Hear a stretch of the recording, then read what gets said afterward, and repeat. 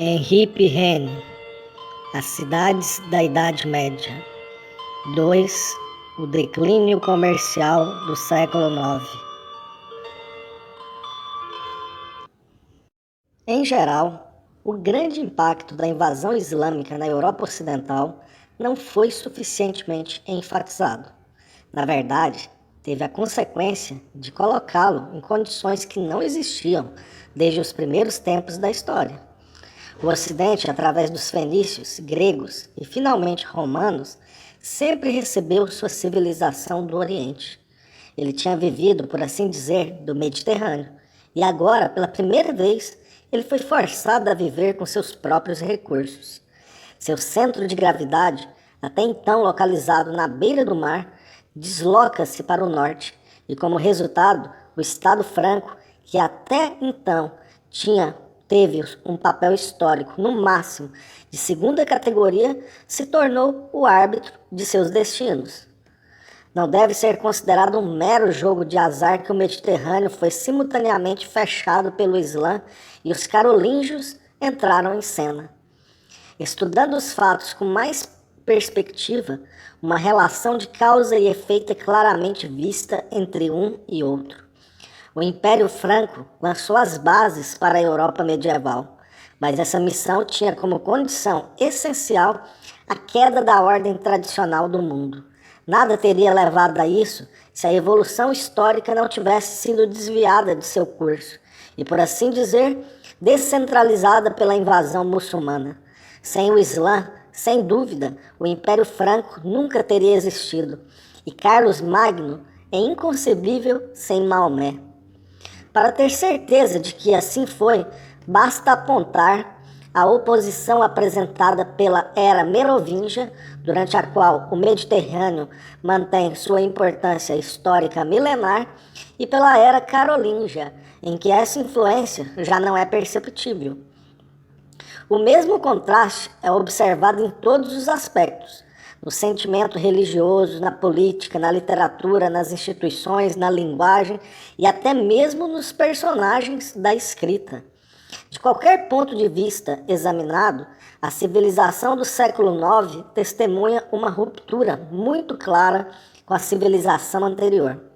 O golpe de Pepin o Breve, e mais do que uma mudança de dinastias, supõe uma nova orientação no curso seguido até então pela história.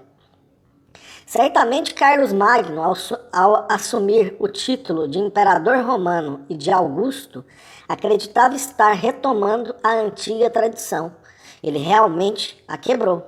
O velho império, reduzido às possessões do Basileu de Constantinopla, tornou-se um império oriental, justaposto e alheio ao novo império ocidental.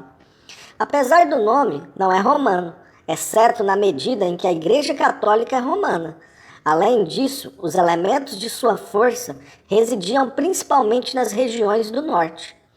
Seus principais colaboradores em assuntos religiosos e culturais não eram mais, como antes, italianos, aquitânicos ou espanhóis, mas anglo-saxões, um São Bonifácio ou um Aquino, ou suábios, como Egnardo. No estado, agora desconectado do Mediterrâneo, os povos do sul desempenhavam apenas um papel secundário. A influência germânica começou a dominar a partir do momento em que, interrompida sua expansão para o sul, se estendeu amplamente pelo norte da Europa e empurrou suas fronteiras até o Elba e as montanhas da Boêmia. A história econômica destaca de maneira particularmente notável as divergências entre os períodos carolíngio e merovingio. Nesta última, a Gália ainda é um país marítimo e, graças ao mar, mantém a circulação e o movimento. O império de Carlos Magno, ao contrário, foi essencialmente continental. Não se comunicava com o exterior.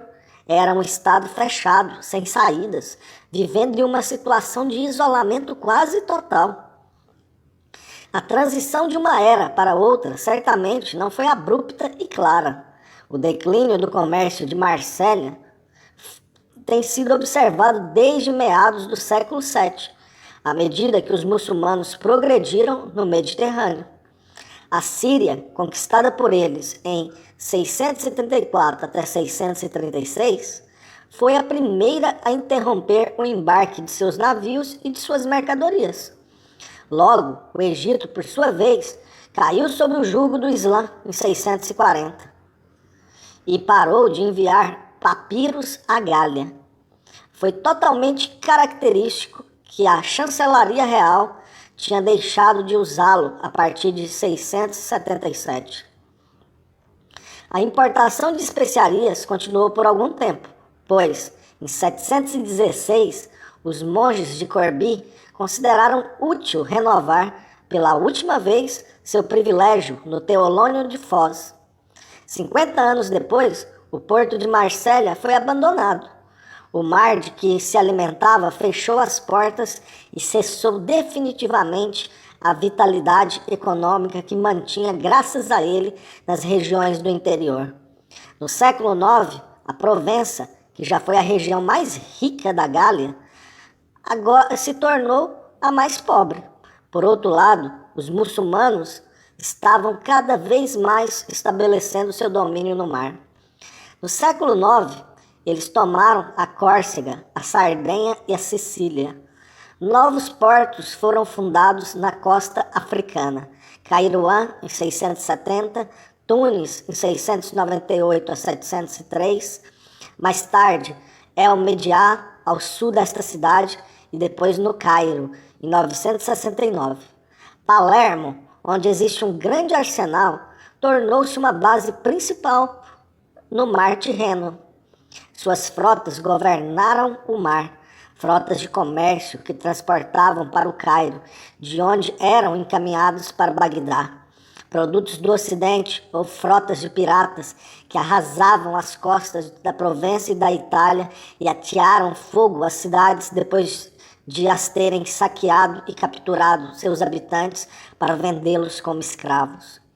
Em 889, um grupo desses saqueadores chegou a assumir Fraxnetum, Gard Freinet, no departamento de Var, não muito longe de Nice, cuja guarnição submeteu cidades vizinhas a incursões contínuas por quase um século e ameaçou as estradas, que através das gargantas dos Alpes vai da França para a Itália. Os esforços de Carlos Magno e seus sucessores para proteger o império da agressão sarracena foram tão ineficazes quanto aqueles que fizeram para se opor à invasão normanda. A energia e habilidade com que os dinamarqueses e noruegueses exploraram a França ao longo do século IX são bem conhecidas, não apenas através do Mar do Norte, do Canal da Mancha e do Golfo da Gasconha, mas às vezes até mesmo através do Mediterrâneo. Todos os rios eram navegados por esses barcos de construção tão habilidosa. Escavações recentes revelaram belos espécimes preservados em Oslo, Cristiânia. Periodicamente, os vales do Reno, do Moça, do Escalda, do Sena, do Loire, do Corona e do Ródano eram objeto de exploração sistemática realizada com notável tenacidade. A devastação foi tão completa que em muitos lugares a população até desapareceu.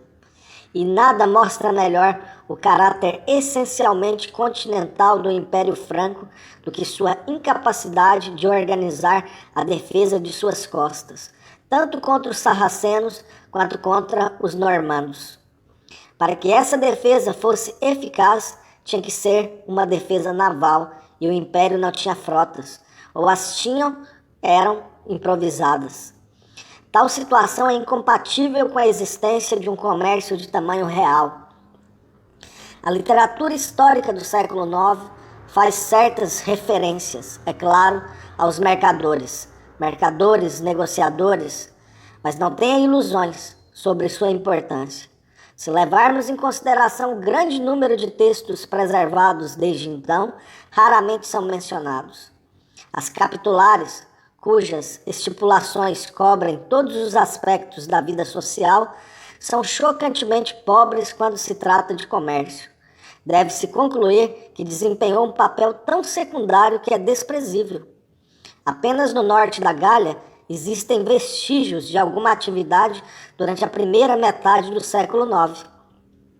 Os portos de Kentovic, localidade desaparecida perto de Staples, no departamento de Pas-de-Calais, e de Dusted, no Reno, a sudoeste de Utrecht, que durante a monarquia merovingia traficavam com a Inglaterra e a Dinamarca, continuam a ser, até sua destruição pelos normandos em 834 a 844, centros de um comércio marítimo bastante extenso. Pode-se deduzir que, graças a eles, a flotilha dos frísios no Reno, Escalda e Moça, teve uma importância que não encontramos em nenhum outro lugar durante o reinado de Carlos Magno e seus sucessores. Os panos tecidos pelos camponeses de Flandres, com os textos da época, chamam de mantas frísias, palha frisônica. Abasteciam esta flotilha juntamente com os vinhos da Alemanha renana, material para uma exportação que parece ter sido bastante regular. Sabe-se também que os mais recentes produtos fabricados em Dusted vieram ter uma jornada muito extensa. Serviram de protótipos para as moedas mais antigas da Suécia e da Polônia, prova evidente de que penetraram cedo no Mar Báltico, sem dúvida com a ajuda dos normandos. O sal de Noirmoutier também pode ser destacado como objeto de comércio de alguma forma, onde se nota a presença de navios irlandeses. Já o sal de Salzburg era transportado pelo Danúbio e seus afluentes para o interior do império.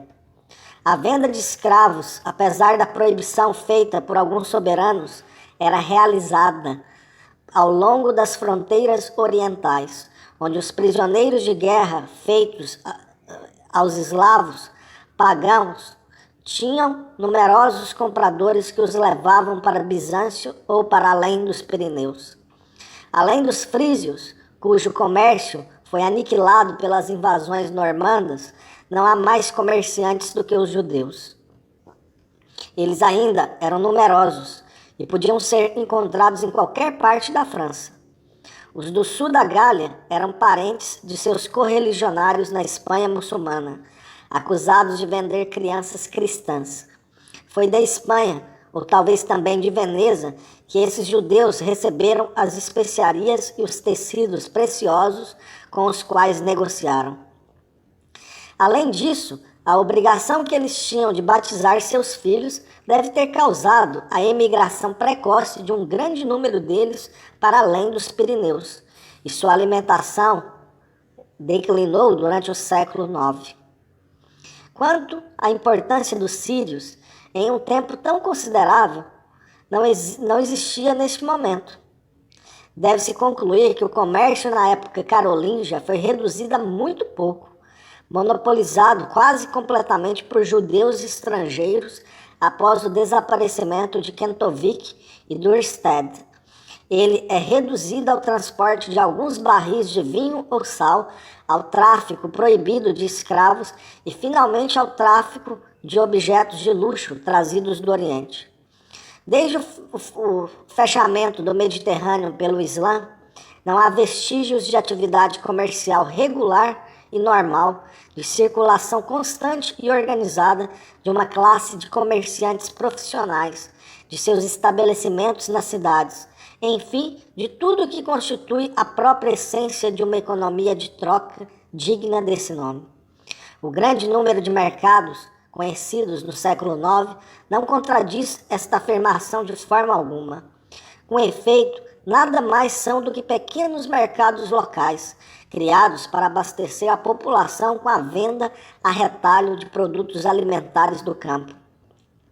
Seria igualmente inútil reivindicar, a favor da atividade comercial do período carolíngio, a existência em Aachen em torno do palácio de Carlos Magno ou em torno de grandes abadias, como por exemplo Saint-Riquet, de uma rua habitada por comerciantes. Na verdade, esses comerciantes não eram comerciantes profissionais, de forma alguma. Encarregados da manutenção da corte ou dos monges, eles eram, por assim dizer, empregados da impotente restauração, mas nada a ver com um empresário. Havia também evidências materiais do declínio econômico ocorrido na Europa Ocidental a partir do momento em que ela deixou de pertencer à comunidade mediterrânea. Baseia-se na reforma do sistema monetário, iniciada por Pepino, o Curto, e concluída por Carlos Magno. Sabe-se que essa reforma abandonou o selo de ouro para substituí-lo por prata. O salário, que até então tinha sido, seguindo a tradição romana, a moeda por excelência, passa a ser a moeda de conta. De agora em diante, as únicas moedas reais eram os denários de prata, com mais ou menos 2 gramas de peso e cujo valor metálico em relação ao do franco pôde ser fixado em cerca de 45 centavos. Levando em consideração que o valor metálico do salário do ouro merovingio era de cerca de 15 francos, o alcance da reforma foi apreciado. Sem dúvida, isso não pode ser explicado, exceto pelo esgotamento total da circulação e da riqueza. Se admite, e parece claro a todas as luzes, que o reaparecimento no século XIII do selo dourado com os florins de Florença e os ducados de Veneza caracterizou o renascimento econômico da Europa. Não há dúvida de que o abandono dessa marca no século IX testemunhou um profundo declínio econômico. Não é suficiente afirmar que Pepino e Carlos Magno queriam remediar a desordem monetária do final do período merovingio. Na verdade, eles poderiam ter remediado isso sem desistir de cunhar moedas de ouro. Se renunciaram, foi por necessidade, isto é, devido ao desaparecimento do metal amarelo na Gália. E esse desaparecimento tem como única causa a interrupção do comércio no Mediterrâneo. Tanta verdade que o sul da Itália, que permaneceu em contato com Constantinopla, reteve a moeda de ouro que os reis carolíngios foram forçados a substituir pela moeda de prata. Por outro lado, o peso, muito fraco de seus últimos denários, atesta o isolamento econômico de seu império. Não é concebível que eles pudessem ter reduzido a unidade monetária a 30 vezes seu valor anterior se tivessem mantido o mínimo de contato entre seus estados e as regiões do Mediterrâneo, onde o salário ouro ainda estava em curso. Mas ainda há mais. A reforma monetária do século IX não correspondeu apenas ao empobrecimento geral da época em que foi realizada, mas acompanhou uma circulação cuja lentidão e insuficiência foram igualmente chocantes. Na ausência de centros suficientemente poderosos para atrair dinheiro de longe, ele permaneceu estagnado. Em vão, Carlos Magno e seus sucessores ordenaram que apenas denários fossem feitos nos estabelecimentos reais. Desde o reinado de Luís o Piedoso, foi necessário conceder às igrejas a autorização para cunhar moedas, dada a impossibilidade de obter numerários. A partir da segunda metade do século IX, a autorização dada pelos reis para a criação de um mercado quase sempre andava de mãos dadas com a autorização para o estabelecimento de uma oficina monetária. Desta forma, o Estado não pôde manter o monopólio da cunhagem do dinheiro. A cunhagem estava se espalhando incessantemente, e esta era uma nova manifestação inequívoca do declínio econômico, uma vez que a história confirma que quanto mais poderosa a circulação comercial, mais o sistema monetário é centralizado e simplificado. Os dispersos, a variedade, enfim, a anarquia que surge com o passar do século IX acaba confirmando, assim, de forma mais significativa, a impressão geral que estamos tentando dar aqui. Afirmou-se, no entanto, que Carlos Magno seguiu uma política econômica de longo alcance. Isso é, atribuir a ele ideias que, por mais importantes que sejam, lhes é impossível de ter.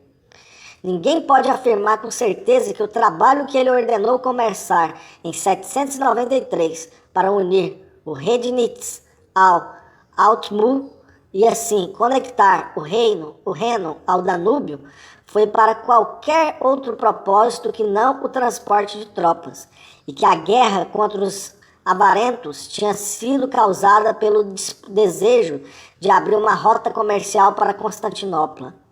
As estipulações, por outro lado, inoperantes dos capitulares sobre moedas, pesos e medidas e mercados estão intimamente ligadas ao sistema geral de regulação e controle que foi a legislação carolíngia. O mesmo se aplica às medidas tomadas contra a usura e às proibições aos membros do clero de fazer negócios. Seu objetivo era combater a fraude, a desordem, a indisciplina e impor a moralidade cristã ao povo. Só uma ideia preconcebida pode considerar esses fatos destinados a estimular a economia do império.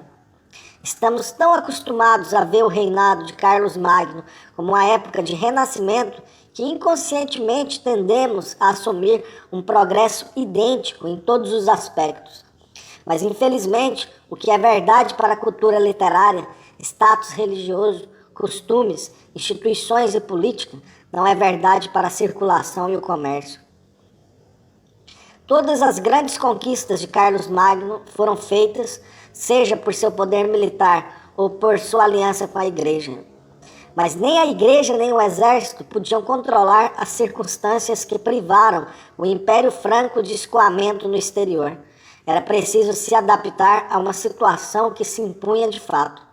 A história deve reconhecer que o século de Carlos Magno, por mais brilhante que possa parecer em outros domínios, visto economicamente, foi um século de regressão. A organização financeira do Império Franco finalmente nos convencerá, pois de fato era o mais rudimentar possível. O imposto público que os merovingios preservaram em imitação de Roma deixou de existir. Os recursos do soberano limitavam-se às rendas dos seus domínios, aos tributos dos povos conquistados e aos despojos de guerra. O telônio não contribui mais para alimentar o tesouro. Testemunhou assim o declínio comercial da época. Tornou-se uma simples exceção brutalmente obtida em espécie nas poucas mercadorias transportadas por rios ou rotas. Seus parcos lucros, que deveriam ser usados na manutenção de pontes, diques e estradas, permaneceram nas mãos dos funcionários que os receberam. A Missa Dominici, criada para fiscalizar a administração, foi impotente para denunciar os abusos que constataram, pois o Estado, não podendo pagar aos seus agentes, também não pôde impor-lhes a sua autoridade, sendo obrigado a escolhê-los entre a aristocracia, que, graças à sua situação social, era a única que podia oferecer serviços gratuitos. Mas, ao fazê-lo, deve escolher os instrumentos de seu poder, por falta de dinheiro, entre um grupo de homens cujo principal interesse é diminuir esse poder. Recrutar seus funcionários da aristocracia era o vício fundamental do Estado franco e a causa essencial de sua rápida dissolução após a morte de Carlos Magno. Com efeito, nada poderia ser mais frágil do que este Estado, cujo soberano, em teoria todo-poderoso, dependia de fato da lealdade de agentes independentes a ele. Nesta situação contraditória, o sistema feudal é encontrado em seu germe. O Império Carolíngio só poderia ter sobrevivido se tivesse, como o Império Bizantino ou o Império dos Califas, um sistema de impostos, controle financeiro, centralização fiscal e um tesouro para pagar seus funcionários, obras públicas, a manutenção do exército e da sua frota. A incapacidade financeira que provocou a sua queda foi a demonstração evidente da impossibilidade que tinha de manter a estrutura administrativa sobre uma base econômica que não tinha condições de sustentar. Essa base econômica, tanto do Estado quanto da sociedade, foi doravante propriedade territorial. Assim como o Império Carolíngio foi um estado continental sem saídas, também foi um estado essencialmente agrícola. Os vestígios de comércio que ainda existiam eram agora totalmente insignificantes. Não havia mais fortuna do que imóveis, nem mais trabalho do que terras. Esse domínio da agricultura certamente não é novo. Já era muito marcado na época romana e continuou a crescer ainda mais forte na época merovíngia. Desde o final da antiguidade, toda a Europa ocidental foi coberta por grandes fazendas que pertenciam a uma aristocracia cujos membros levavam o nome de senadores. A pequena propriedade foi desaparecendo aos poucos para se transformar em grandes propriedades hereditárias, enquanto os ex-lavradores eram transformados em colonos sujeitos à gleba. A invasão germânica não alterou significativamente esta situação. A consideração dos germânicos como uma democracia camponesa igualitária foi definitivamente rejeitada. Os contrastes sociais entre eles, quando entraram no império, eram muito grandes. Havia uma minoria de ricos e uma maioria de pobres. O número de escravos e semi-livres era grande. A chegada dos invasores às províncias romanas não causou comoção. Os recém-chegados mantiveram a situação que encontraram, adaptando-se a ela. Muitos germânicos receberam do rei ou tomaram à força pelo casamento ou de qualquer outra forma grandes domínios que os tornaram iguais aos senadores. A aristocracia territorial, longe de desaparecer, enriqueceu-se de novos elementos. O desaparecimento de pequenos proprietários livres continuou com rapidez crescente. Parece que, no início do período carolíngio, já havia muito poucos na Gália. Em vão, Carlos Magno tomou algumas medidas para proteger aqueles que sobreviveram. A necessidade de proteção inevitavelmente os forçou a buscar a tutela dos poderosos, sob cujo patrocínio colocaram vidas e propriedades.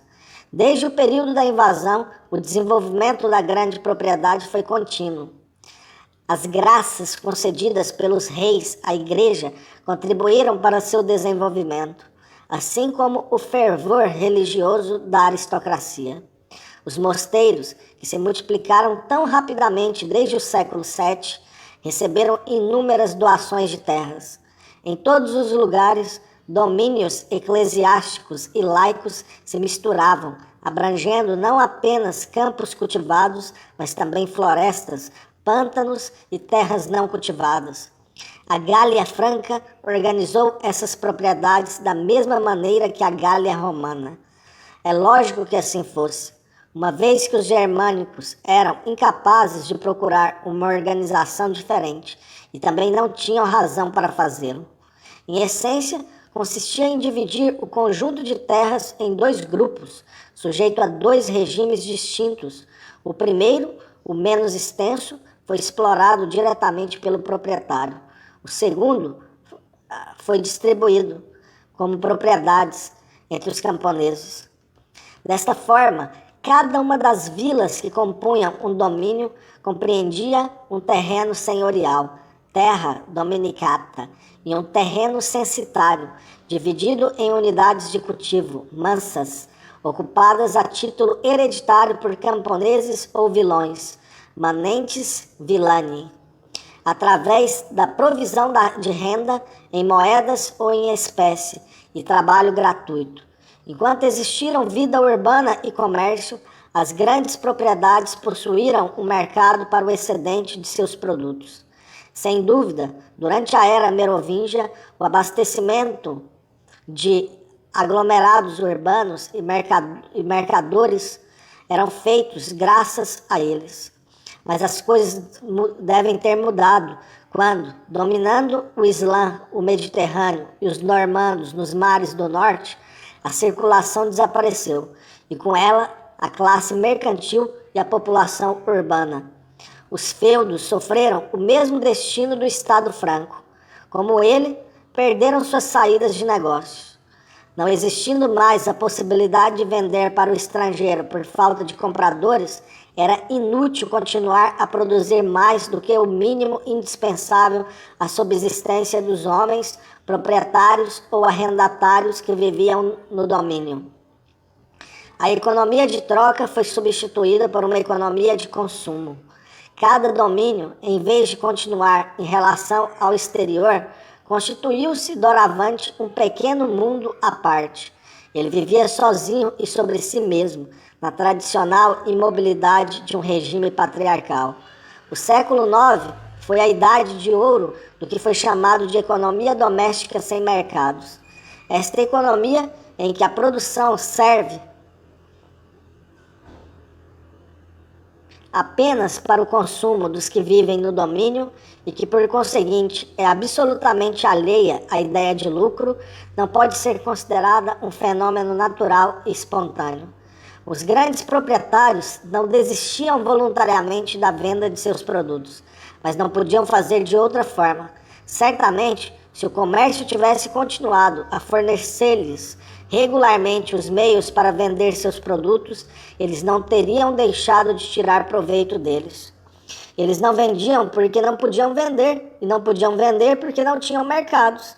A organização majestosa, como aparece a partir do século IX, foi o resultado, então, de circunstâncias externas.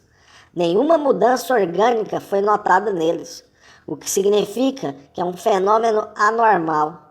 Isto pode ser demonstrado de forma definitiva comparando o espetáculo que a Europa carolíngia nos oferece com aquele que nos ofereceu, ao mesmo tempo, a Rússia meridional.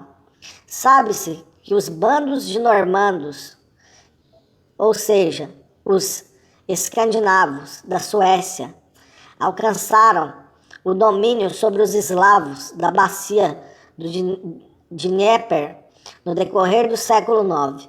Esses conquistadores, chamados de russos pelos vencidos, naturalmente tiveram que se unir para poder se manter entre os povos por eles submetidos.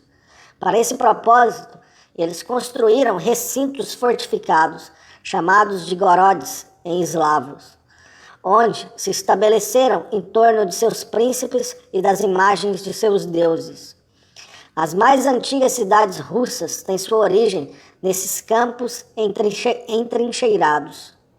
O mais importante estava em Kiev, cujo príncipe tinha preeminência sobre todos os outros. Os impostos cobrados às populações nativas garantiam a subsistência dos invasores.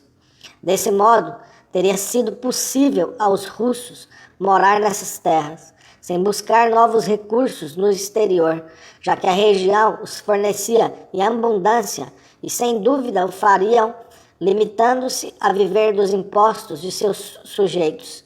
Se tivessem se encontrado como seus contemporâneos na Europa Ocidental, incapazes de se comunicar com o mundo exterior. Mas a situação que viviam logo os forçaria a praticar uma economia de troca. Na verdade, o sul da Rússia estava situado entre duas regiões de civilização superior. A leste, além do Mar Cáspio, ficava o Califado de Bagdá. Ao sul, o Mar Negro, que lavava as costas do Império Bizantino e conduziu em direção a Constantinopla. Os bárbaros imediatamente experimentaram a influência desses dois centros vigorosos. Eles eram, sem dúvida, de alta energia, empreendedores e aventureiros, mas suas qualidades nativas apenas ajudavam nas circunstâncias. Mercadores árabes, judeus e bizantinos já estavam em contato com as regiões eslavas quando as ocuparam. Esses mercadores mostraram-lhes o caminho a seguir, e eles não hesitaram em fazê-lo, motivados pelo desejo de lucro, tão natural para o homem primitivo quanto para o homem civilizado. O país que ocuparam disponibilizou produtos particularmente adequados para lidar com os impérios ricos e refinados. Suas imensas florestas forneciam-lhes grande quantidade de mel, muito valorizado na época em que o açúcar ainda era desconhecido, feito de peles cobiçadas até mesmo nos climas do sul para a confecção de roupas e móveis luxuosos. Os escravos eram ainda mais fáceis de obter e, graças aos haréns muçulmanos e às grandes casas ou oficinas bizantinas, sua venda era tão segura quanto remunerada. Desse modo, desde o século IX, enquanto o Império Carolíngio estava isolado devido ao fechamento do Mediterrâneo, o sul da Rússia, ao contrário, encontrava escoamento para seus produtos nos dois grandes mercados que o atraíam. O paganismo dos escandinavos do Dnieper os libertou dos escrúpulos religiosos que impediam os cristãos ocidentais de se relacionarem com os muçulmanos. Não pertencendo nem à fé de Cristo, nem à de Maomé, a única coisa que procuravam era enriquecer-se com os seguidores, fossem de um ou de outro. A importância do comércio que eles mantiveram com os impérios muçulmano e grego é manifestada para nós através do incalculável número de moedas árabes e bizantinas descobertas na Rússia e que indicam a direção das rotas comerciais. Partindo da região de Kiev, eles seguiram o curso do Dnieper ao sul, o Volga ao leste e a direção da Duna e dos lagos que desaguam no Golfo de Bótnia ao norte. Informações de viajantes judeus ou árabes e escritores bizantinos completam os dados das escavações arqueológicas. Basta resumir brevemente aqui aqueles fornecidos por Constantin Porfirogênia no século X, nos mostrando os russos reunindo seus navios em Kiev a cada ano após o degelo. A flotilha desce lentamente o Dnieper, cujas inúmeras cachoeiras são obstáculos a serem superados, arrastando os barcos ao longo da margem. Ao chegar ao mar, eles contornam a costa de Constantinopla, o fim supremo da longa e perigosa jornada. Os mercadores russos têm uma vizinhança especial aqui, e suas relações com os habitantes da cidade são reguladas por tratados comerciais, o mais antigo dos quais data do século IX. Muitos desses mercadores, seduzidos pelos atrativos da cidade, ali se estabeleceram permanentemente e alistaram-se na guarda imperial, como os germânicos fizeram nas legiões de Roma. A cidade dos imperadores, Tsarogrado, exerceu sobre os russos um prestígio cuja influência se manteve ao longo dos séculos. Dela receberam o cristianismo, de 957 a 1015. Levaram sua arte, sua escrita, o uso da moeda e grande parte de sua organização administrativa. Isso é suficiente para mostrar o papel que o comércio bizantino teve em sua vida social. Ocupa um lugar tão essencial que sem ele seria impossível compreender sua civilização. Não há dúvida de que as formas em que foi realizado eram muito primitivas, mas o que importa não são as formas desse comércio, mas sim a ação que realizou. Pode-se dizer que o comércio determinou a formação da sociedade russa da Alta Idade Média. Ao contrário do que se observa entre seus contemporâneos na Europa carolíngia, os russos desconhecem a importância nem mesmo da ideia de propriedade imobiliária. Em sua noção de riqueza, apenas entrarão as propriedades pessoais, sendo as mais preciosas delas os escravos.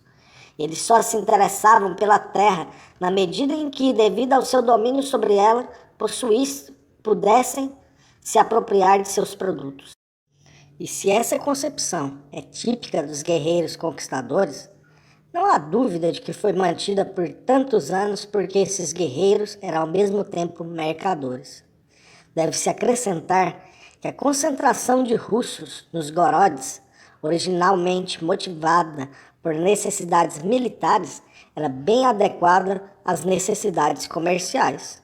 Uma organização criada pelos bárbaros para manter submissas as populações conquistadas, adaptando-se assim ao estilo de vida que seguiam, cedendo à tentação econômica de Bizâncio e Bagdá.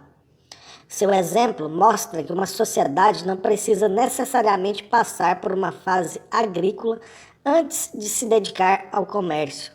O comércio aqui representa o fenômeno primitivo, e se assim acontece, é porque, desde o início, os russos, em vez de se isolarem do mundo exterior, como os habitantes da Europa Ocidental, foram levados na direção oposta, ou melhor, foram obrigados a manter relações com aquele mundo.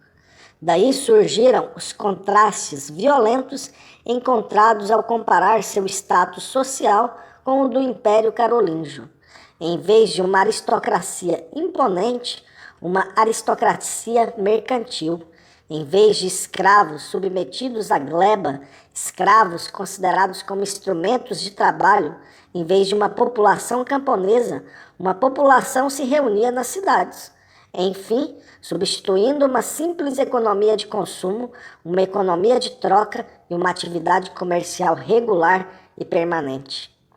A história mostra com grande clareza que esses contrastes flagrantes se devem às circunstâncias que deram vazão ao comércio da Rússia, enquanto foram negados ao do Império Carolíngio.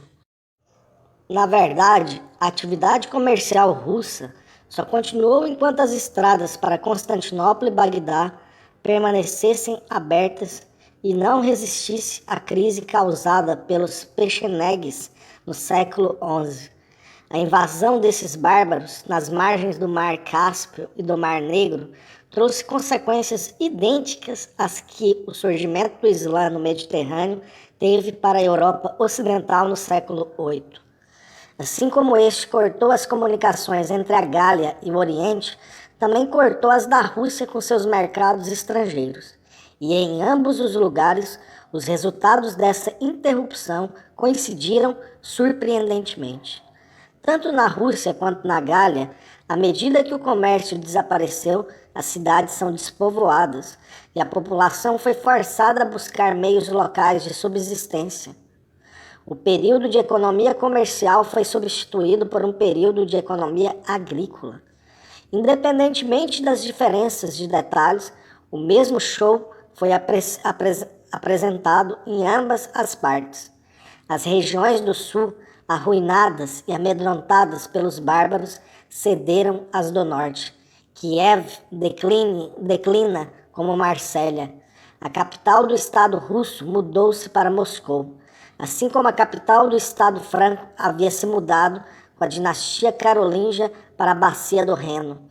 E para tornar o paralelismo ainda mais significativo, vemos como, tanto na Rússia quanto na Gália, surge uma aristocracia rural e se organiza um sistema feudal em que a impossibilidade de exportar ou vender reduz a produção às necessidades do senhor e de seus camponeses. Desse modo, em ambos os lados, as mesmas causas produziram os mesmos efeitos, mas eles não os produziram ao mesmo tempo.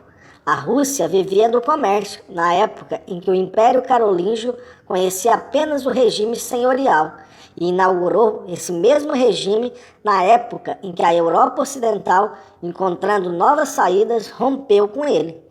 Examinaremos mais tarde como essa ruptura aconteceu. Por enquanto, basta-nos ter justificado, pelo exemplo da Rússia, a ideia de que a economia da era carolíngia não surgiu de uma evolução interna, mas deve ser atribuída, em primeiro lugar, ao encerramento do Mediterrâneo pelo Islã.